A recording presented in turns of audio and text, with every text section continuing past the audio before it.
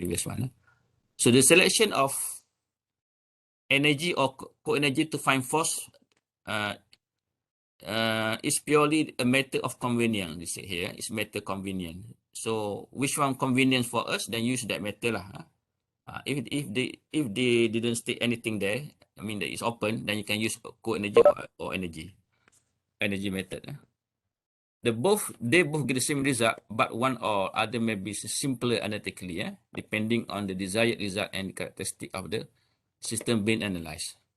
Okay, you need to see the equation of the given equation, and then based on the equation given, then you know lah which one better for you to solve the problem. Okay? It's not compulsory lah. Use this one and that one. Both can be used to find force. Okay, so now I write again. There are three methods to find force. The first one is using energy. So we have this formula. Using energy, force equal to negative partial derivative of energy with respect to x while lambda constant. Okay, the negative sign here state that the force act in a direction to decrease the magnetic field stored at constant flux. So the movement of force to result in the reduction of stored energy in magnetic field. That's why they put minus there. If we use the energy method. But the second one, if we use the co-energy method, then force equal to plus there, plus partial derivative of co-energy with respect to x. While doing that, I must be constant. You got plus. What is meaning by plus? Plus meaning that the force, the movement of force to will increase the co-energy at constant current. The co-energy in that particular system, for example, relay that I showed you before, it make the co-energy increase, okay, at I constant. Okay, co-energy will be increased. Whereas this one, the top one is decrease in the stored energy at lambda constant. That's meaning by this force. Then the third one, in order to find force using this inductance. Okay, we have proven here just now. If you know the inductance of the system, force can be calculated by this formula. Plus can be removed, doesn't matter. Plus mean increment. I squared over 2 differentiate dlx over x while I constant. Okay, so the positive sign here state that the force act in a direction to increase the inductance. Okay, I mean the movement of force will increase the inductance. Meaning that when inductance increase, the air gap reduce lah at constant current. So that means if you got a system of relay, the relay will move toward reduction of air gap. So reduction of air gap causes us the increment of inductance. So these are the three methods in order to force, in order to calculate force. The first one can be used, second one also, the third one. So if we have system linear, then use this one. If you know the system is linear, that means relationship between lambda current is constant. Okay, constant line. Then you just find the inductance. Find the inductance on the system. And then after that, we differentiate inductance with respect to x. Multiply by I squared over 2. Then we got the answer for force. Okay. And the variable for current must be constant. We only differentiate x only, not current. Current must be constant. Okay, so three methods to calculate force. Okay, now we can visualize this briefly lah. For the first one, number one. What is meaning by reduction of stored energy? Okay, it can be visualized by this plot lah. This plot. We got lambda current there, block of lambda current. Okay, so the first point. Okay. Alright. A stands for when we apply the electrical energy, we can have 0 to A lah. Okay, when we increase current to the system, to the relay system, when we increase current, the movement or the relation between lambda I is given by OA. Okay, OA is represented by when we increase the current in the system. But the relay is not moving yet. It's not moved. So during this period, the F max equal to 0 lah. There is no movement. Okay. Then AP represent when the relay move away from the original position x1 to x2. That means the force happened there. A to P. Okay. A to P means that relay move from position x to position x2. And then after that, it moves toward the point B. Point B is the last point lah for the relay, like that. So this happened for the first one. So if you see this diagram, the previous area for the stored energy is 0, 0, lambda A. Okay, the first one, 0, lambda A.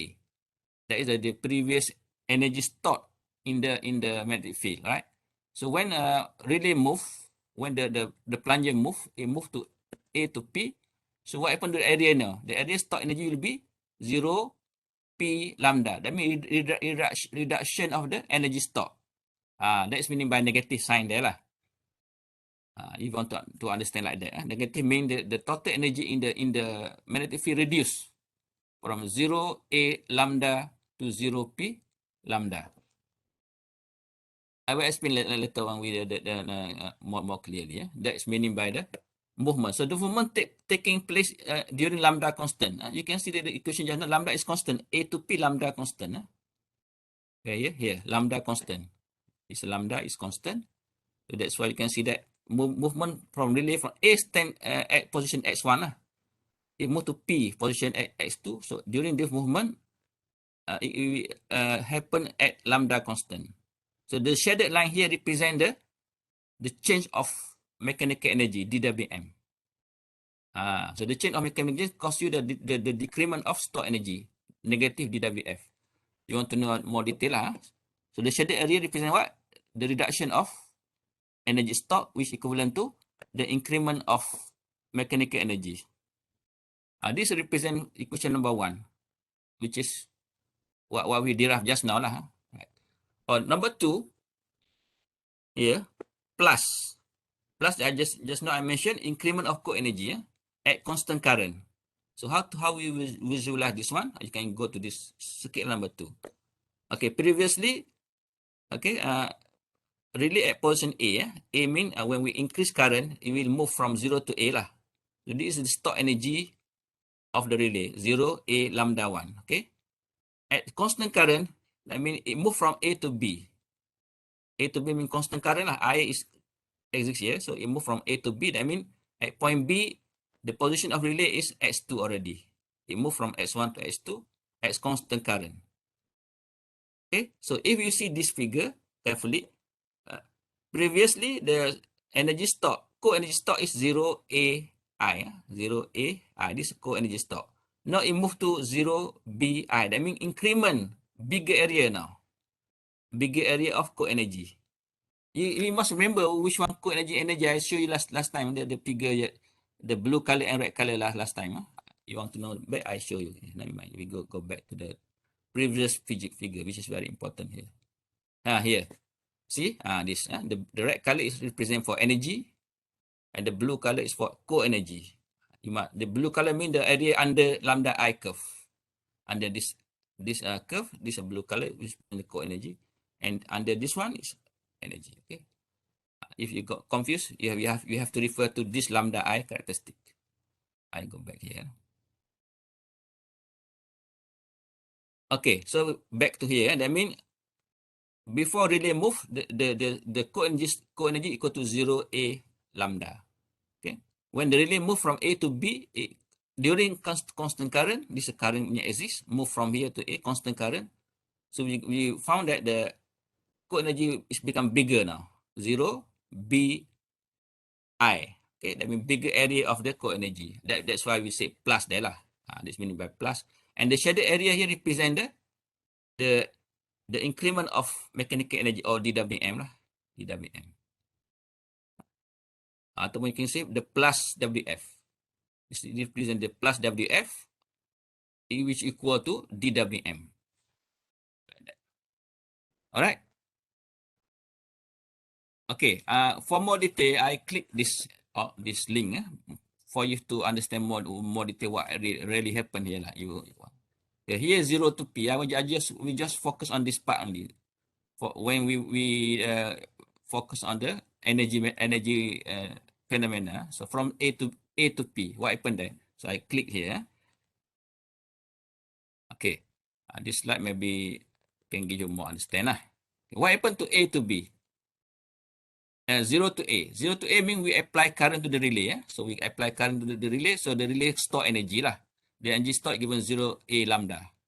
So during this period, X equal to X1, that means your relay doesn't move yet.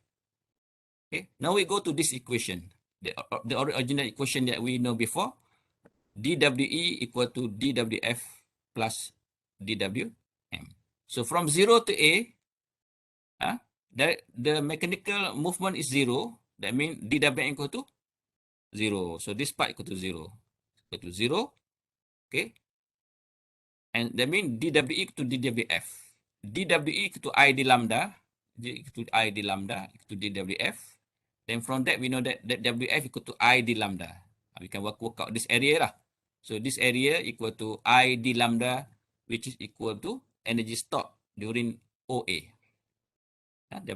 See this area 0 A lambda is energy stored in the magnetic field, which equal to I d lambda. Right? That you can borrow your mind now. What happened between A to A, 0 to A. Okay, now relay move from point A to P at constant lambda. I mean, we assume relay move very quick. Quick from this current to this current. So during this movement, lambda is constant. From A to P, lambda does not change. Right, from 0 to P. This is a movement of relay from position X to X2. Relay now move from position X1 to X2. A X1, P X2. Okay, like that. But movement taken place with constant lambda. So what happened now? You see, what happened to AP? So AP mean, okay, you use this formula again. dWe equal to Wf plus dWm. Okay, because lambda is constant, lambda is not changed. Lambda is constant. So I d lambda, you differentiate d lambda constant, then equal will be 0. Sorry, this one. Okay. I d lambda is equal to 0. 0 because constant thing. Lambda is constant. That means there is nothing happen in this one. In this position. So we have electrical energy equal to 0. Have dWe equal to I d lambda. dWe equal to I d lambda equal to 0. So there is no electrical energy involved in this movement. From A to P, there is no electrical energy movement involved in this movement. That means you can say that I d lambda equal to 0. Why? Because d lambda 0. D lambda 0, so not 0 answer dia kan. So we got 0 equal to dWf plus Fm dx. So you know that from this one, you see that negative dWf equal to Fm dx and force given by this formula. This formula for force taken place from point A to P, which is equal to what we have derived just now lah. Which is we find the derivative of energy with respect to lambda, with respect to x, I, and lambda constant. Same like formula we did just now lah. This is a force involvement from here to here. Okay, and last one from P to C. What happened from P to C? So P to C means the relay already at that position, which is the position of P and C is equal to X2. So that means there is no movement of relay anymore. The relay already at X2. So there is no movement of force already. No force produced from P to C because the relay at location X2. So you can see that at X. Okay. So from P to C, okay, dWm equal to 0. Why? Because the relay not move anymore. It's already X, position X2. So we can say that B to C F mat dx equal to 0 lah. And the equation for that point equal to this one. You just remove the dWm. You see that at point B to C equal to dWf equal to dWe. Right? That's some insight movement. We can appreciate. If you can appreciate, it's better lah. Just to show you what happened in the energy involvement there from particular point. And from when we set this relay, this is our relay, right? When we put the current, what happened here? What happened to the relay here? Represented by this position. Okay. I hope you can appreciate this explanation regarding this part only. You can apply for the same thing here lah. But I know I haven't done that one. I just put for this part only. Understand? So plus and negative mean decrement of stored energy. That's why they put at lambda constant. Lambda constant means lambda is constant there. AP lambda constant. And here, when co-energy, increment of co-energy stored, okay, while doing that, I is constant. A to B, movement of relay from A to B, at I or current equal to constant current. Okay. Alright, I think that should be okay lah. So we have formula now to calculate force.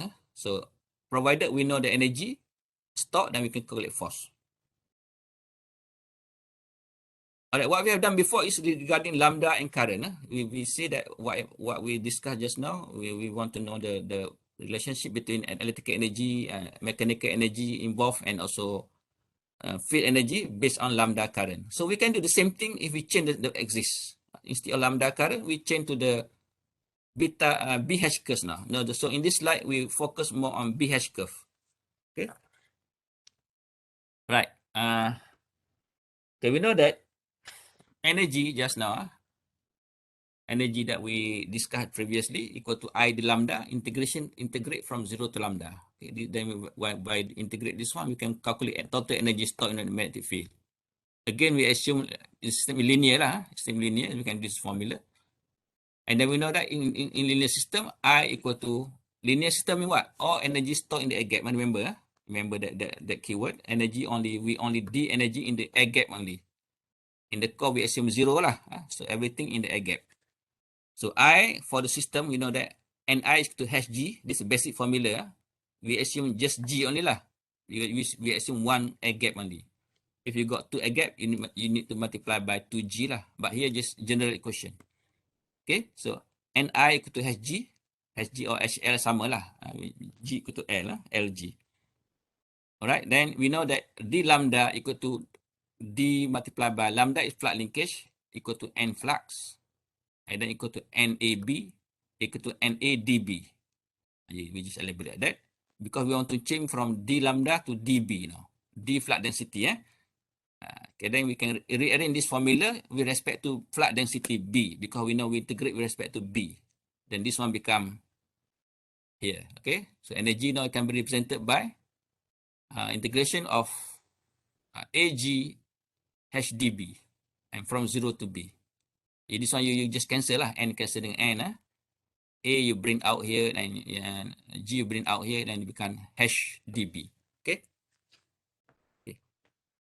So A is cross-section area, G is a length of air gap. This is a volume lah, volume of magnetic system. Our air gap volume. So, and then we integrate from 0 AB, HDB. Okay, and if we divide WF over AG, then we got small letter for WF. We call it the energy density. This one we don't know, energy density per, or you call it energy per unit volume. Small letter, you use the small letter for WF stand for energy density or energy per unit volume, which is with integrate HDB multiply with the range of 0 to B. Okay, so you got, that meaning that you got total energy divided by volume. This energy density lah. Total energy divided by volume. Okay. Understand? So in order to find the energy now based on BH curve, you just integrate HDB. What I mean by HDB? You can do integration HDB. You got this one. Okay. This curve represent the BH curve lah. No, this represent the energy density here. This area. Previously we used lambda I, right? Now we use BH curve. So this the shaded area here represent the energy density of the magnetic store in the magnetic circuit lah. Okay. This one you can just skip here. For the core energy, then you have this one. The complementary of this one, on the top there you got energy density, and on the bottom one there, this here, this energy density, this is a core energy density, WF prime. Okay, jadi in order to find core energy density, BDH. Hash 0 to hash, BDH. Dia terbalik lah. Reverse, sebab kita integrate from 0 to hash now. 0 to hash, hash dB. BDH. That one give you the core energy density. Alright, if this one multiplied by total volume, we got the total core energy. So volume just get dia punya isi padu lah, volume of the device tu. How much the volume multiplied by energy density, that give us the total core energy. If you use this one is a total energy. That's it. Okay. So that's how we find the things. If the system is linear, everything normally we assume linear lah. Linear mean the curve is straight line. It's not like bending like that lah. This straight line for the BH curve, and for this one also straight line. If the system linear mean the mu is constant. At any point mu is constant. Mu is B over H. So if the system is linear, then we can simplify this like this. Here. Okay, so we know that B over equal to mu H, or H equal to B over mu. Then we just substitute in our question, in our previous equation, energy density equal to, we integrate H dB, H equal to B over mu, dB, so we got B squared over 2 mu. That is our energy density, multiplied by volume. Then we got the capital letter of WF, which is total energy stored. Boleh? Itu je. Kalau kita ada, you got BH curve, we can find the total energy stored, just multiply by B squared over 2 mu naught multiplied by volume. A is cross-section area, G is the length of air gap. That give us the volume in joule. So that is the difference between energy density and energy. Energy density small letter, and the energy, total energy, capital letter. That's it. And here is a 2 square, B squared over 2 mu naught. Here B squared over 2 mu naught multiplied by volume. Volume represented by A multiplied by G lah. Similar for the core energy. You want to do the same thing for core energy. Is this system in linear? WF prime, which is core energy density, equal to B dH. So B equal to what? Mu H. Then you integrate H equal H squared over 2 mu. Then if this one multiplied by the AG, we got the same thing, which is core energy, total core energy. Boleh ya? Straightforward. Kalau sistem linear, it much easier for us lah. If the system is not linear, then you have to do integration and so on first, before we can work out the force. Okay, we found the energy already. We found the core energy already. Then after that, we can find force. This energy, energy is B squared over 2 mu naught, but volume represented by AG in joule. Then use formula that we derived just now to find force. Force using energy equal to negative partial derivative of energy with respect to G, lambda constant. Then we have this formula, which is negative half B squared over 2 multiplied by A. I think you're familiar with this formula, right? In your study before lah. Half B squared over mu naught multiplied by the area. That is give force produced in the magnetic circuit. Okay. Similarly, if our system is linear, then you do the same thing for the core energy equation. Then you got the same formula for the core energy. But here we just show you the energy only lah, WF only. You do the same thing. You do the same thing for the core energy using this formula just now. Here, multiply this one AG, and then use formula for core energy plus WF prime, I constant. You got the same answer. Okay, that's if we have BH curve. So now we got many ways to solve problem lah. Lambda I BH curve, then we can solve. Okay, now we go to the example. The first example of the electromechanical system. Lambda I relationship for an electromagnetic system is given like this. Okay, I equal to lambda squared G squared over 0.09 squared. If they write like that, I lambda squared definitely is non-linear. We know this is a non-linear system lah, because I equal to lambda squared G squared. Mean the system is non-linear. Okay, because we got squared there. If not squared, this is linear lah. This equation valid for current zero. From this equation valid relation between I and lambda ni valid for I from 0 to 4 ampere, and the G, the air gap length, between 3 to 10 cm. Okay, now at I equal to 3 ampere, aggregate length 5 cm, find the mechanical force on moving part using co-energy and energy of the field. So kat sini they ask us to find both method both method. Co-energy and also energy based on formula given lah. Okay. So this one can be solved, can be found in the hard PCM book also. I click you the solution there. Right. Okay, you are given this equation, right? So I equal to lambda g squared over 0.09 squared. So this one you can arrange. Is I equal to something, now you arrange to lambda equal to something. You just change the formula lah. This one I equal to blah blah, and this one lambda equal to blah. I think that's no problem. You just change you just rearrange the equation only. So we have two equation now with I with respect to lambda and lambda with respect to I. Okay, first we go to the co-energy system that we studied before. We have formula for co-energy. What's formula? Co-energy is lambda di. I show you last time. Lambda di will give you co-energy stored in the magnetic field. So lambda di integration from 0 to I. That means you have to integrate with respect to current. Okay. That means here they put lambda, then you have to substitute this formula to here. Lambda ni masuk kat sini. Okay, you got this one. Integrate 0.09 I to the power 1 over 2 over G di. So you need to integrate di now. Okay, jadi ni lah. Tahu integrate kan? Integrate I to the power 1 over 2. That means the top one you have to plus 1 lah. It become I 3 over 2. And this power you going down become 2 over 3. 3 over 2, then you up back to 2 over 3. Then you got this formula. Answer. Okay. G 1 over G equal to G to the minus 1 lah.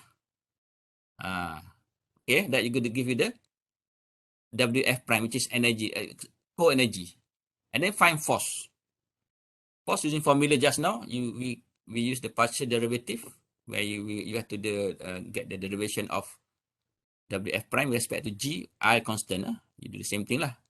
That means this equation you need to substitute here and then differentiate it with respect to dg. So I constant, G you need to differentiate G. Here G gain minus 1. When you do the differentiation, you become minus 1, minus 1, and then 1 over G over gain of 2. Okay, then you substitute the last one, substitute for value for G and I, and you got the formula for force. Negative 1 to 4. Okay, that means in this portion, in your mathematical integration and differentiation must be strong lah. Okay, you need to know how to integrate, how to differentiate. That's very important thing lah. Otherwise, you cannot do this one. Right, so using co-energy, we find the total co-energy, and then after that, we find the force. Force equation, and last one, find the force in terms of values lah. Okay, we do the same thing for energy now. Energy done already. Now go to co-energy done already. Now go to energy method.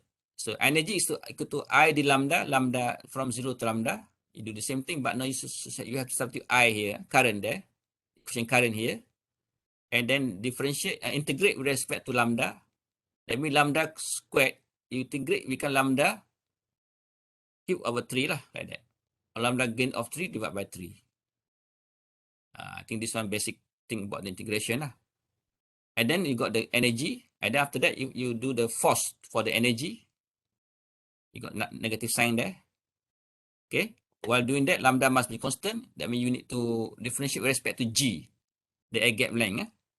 Then here you got G squared. You differentiate, become 2G. 2G. You got this equation. After that, you substitute the value for G and I. You got the same number. Negative 1 to 7. Okay, this is the example. I mean, both method, whether we use the energy or co-energy to find the force, it give you the same answer. Right? It's proven here. Negative same answer, which is negative 1 to 4 using method of co-energy. Using energy, so you got the same thing. Negative 1 to 4. I hope this clear. This simple example. So for your job later on, for your test and quiz, I mean, we just change equation here lah. And maybe we give you the gain for whatever, we change the number or maybe the different equation. Okay, clear? This another approach I show you. We can use this approach also. Maybe you can get more understanding. Okay. Actually, this equation for current just now, we got given in the example 3.2% I show you just now. I equal to lambda g squared over 0.09 squared. And this represent lambda I plot, and this plot is represent WF energy, and the bottom one is core energy. This one you must be stored in your mind. Okay, that means the function of current is function of lambda and g, energy lah, energy, and then lambda is function of I and g. That's core energy. Okay, there's some remarks about that. Okay, then next, in order to find energy WF there. WF equal to I di lambda. We've done before. So energy equal to I di lambda. Then you substitute I just now. We have done previously. I equal to this one. You solve the problem. You got this one. This energy on the system based on energy approach. Okay. Same what we get before. Okay. Now if we're going to find force. This one maybe you need to focus a little bit. Okay. Previously we have this formula. Right? This formula which is force equal to negative derivative of energy with respect to x. Okay, negative there. But this one also can be written in this previous example that we studied before. But we also can write this equation force equal to, instead of x, use g. Because we have two parameters there, x and g, right? We studied before, x and g, x and also g. So if you use g, that means here must be plus. That's the difference, because negative x mean plus g. So you can use both equation. You can use a negative but with respect to x, and also we can use plus with respect to g.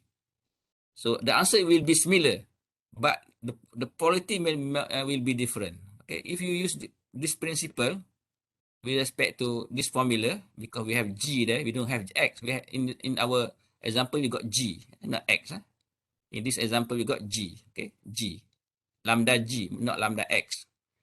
So then we can use this formula using based on g with plus there, plus sign. So if you do the same thing, okay, we do the same thing, you got the answer will be similar, but with the sign of plus. That's it. That's different lah. If approach, if we use x, then the answer is negative lah, and we get the force based on g, then we got the plus sign. So both can be used, But because it depends on the system later on lah. It's a certain system, the g is changed, x may be constant like that lah. Certain relay system, x change, g constant.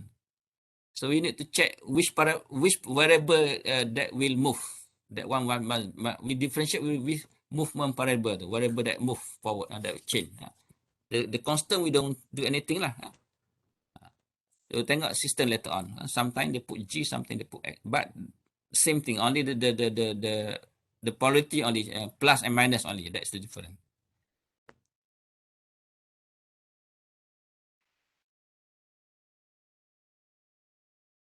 Okay. Example 3. We have 10 minutes. Can we do quiz now? Short quiz only. Is it okay?